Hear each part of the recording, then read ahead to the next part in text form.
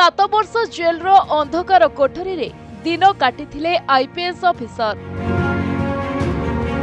निर्दोष रे हेले खलास एबे क्राइम ब्रांच एडीजी।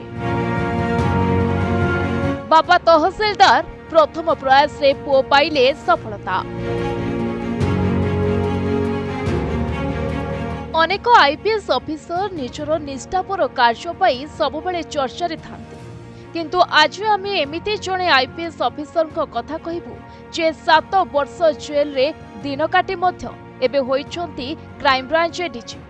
प्रमाण अभाव निर्दोष रे खलास हेले आउ कठिन परिश्रम करी एबे समस्तंकु देउछंती चकमा। बड़ बड़ माफियांकठू आरंभ करी आईएएस अधिकारी पर्यंत समस्ते एही आईपीएस ऑफिसर दिनेश एमएन को डरी थांती। ना हेउछि दिनेश एमएन। एम र अर्थ हेउछि मुंगा नहली, जहा दिनेश को गाँर ना।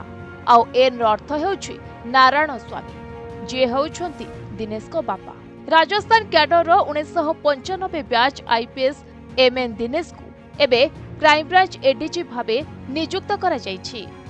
1993 रे कर्नाटक र देवेनगरु इंजीनियरिंग कॉलेज रे स्नातक डिग्री हासिल करिबा परे से यूपीएससी पाई प्रस्तुति आरंभ करिथिले, जहा तांकु प्रथम प्रयास रे ही सफलता देइथिला। आईपीएस दिनेश को बापा हेउछंती नारायण स्वामी, जे जने तहसीलदार अटंती। जो स्वल्प रोजगार करंती सेथिरे पुअर सबु स्वप्न को पूर्ण करिसंती। तबे दिनेश एबे विजय लक्ष्मी को विवाह करिथिबा बेले स्त्री मध्य पीएचडी करिसंती एवं एक कॉलेज रे पाठ पढाउछंती। तबे पूर्वरु से राजस्थान एसीबी रे थिबा बेले अनेक दुर्नीतिग्रस्त अधिकारी को जेल पठाइछंती। एथिरे सबुठारु बड़ ना हेउछि आईएएस अधिकारी अशोक सिक्की। 2 कोटी टंका लांच अभियोग रे अशोक को गिरफ करा जायथिला। एहा व्यतीत फेब्रुआरी 2021 रे मध्य गुडमालानी एसडीएम सुनील कुमार को विरोध में कार्यानुष्ठान ग्रहण करथिले। तेबे सबुठारु बड़ कथा हेउछि एक मिछ एनकाउंटर रे से 7 वर्ष जेल दंड भोगिछन्ते।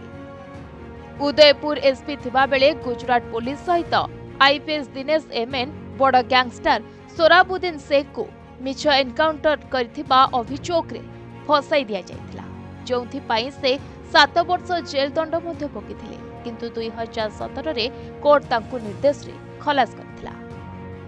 रिपोर्ट प्रतिदिन टीवी।